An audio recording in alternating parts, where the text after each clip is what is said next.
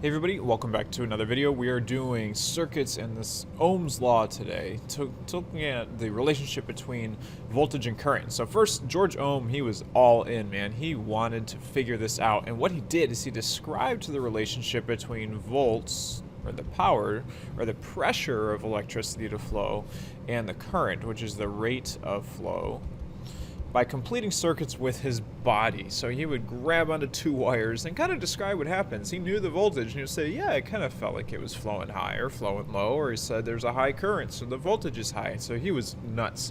And you should never do that, by the way. The relationship, what he found is that it's direct. And a direct relationship is when, as voltage goes up, current does the same thing. It also goes up. An indirect relationship would be if voltage going up, current going down. It would be the opposite happening. But current and voltage are related. They're a direct relationship. And here's his law says that current, what he came up with is that the current is equal to the voltage divided by the resistance. And I've given you all three forms here. So we can solve for volts using the current times resistance. So volts is V, volts. I is current, so that's a new one for us. And R is resistance. Resistance. And our units, volts is volts, current is in this thing called amps. Amperes is the full word, but amps. And then resistance is done in ohms, O-H-M. So he gets his name on all this stuff. And the symbol for ohms is kind of like this little horseshoe looking thing. So whenever you see that symbol, that means resistance. So here's a very simple example, and it's pretty, typical for the type of problem we're going to be looking at. So we have a circuit powered by a 9-volt battery. And remember, a circuit is just something that carries electricity in a loop. What is the current? Here's your question. What is the current? Here's the question mark. If it includes a 40 ohm resistor, so that's R, and we have 9V, so V. So we are solving for I. What is the current? So our equation is I equals V divided by R. Throw in your variables. I is 9 divided by 40, and when you plug this into your calculator, there you go, we get 9 divided by 40. That gets a 0.225, and we're just going to round this up to 0.23, and you always need a unit. Current is measured in amps, so this is 0.23 amps.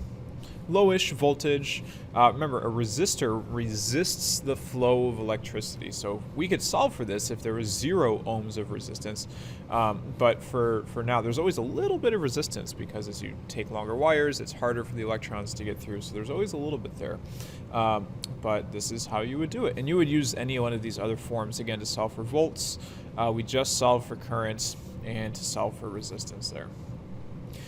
In short, Ohm's law describes, like I just said, how a current flows through a circuit. And a circuit, there's two main types that we're looking at. And the first one is called a series circuit. And a series is when I can trace my line. So if we're tracing around this way, I encounter one light bulb, and I continue on, and here's a second one, and then I go back to my power source. These have to happen in sequence. So in order to get to bulb number 2, I have to go through bulb number 1. So all of the power in this circuit is being shared between components. So if this, let's change this back to red, let's say this is a 10-volt circuit. If the power is shared, that means this bulb is 5 volts and this second bulb is also 5 volts.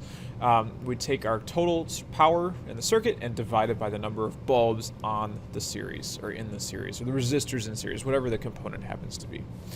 The other major type of circuit is called a parallel circuit, and this is how your house is wired up. Components are on their own individual, and we call them a leg of that circuit. So here's how I know. I can take my line, and I can trace, and I can make a right turn here, go through one bulb, and then back to start.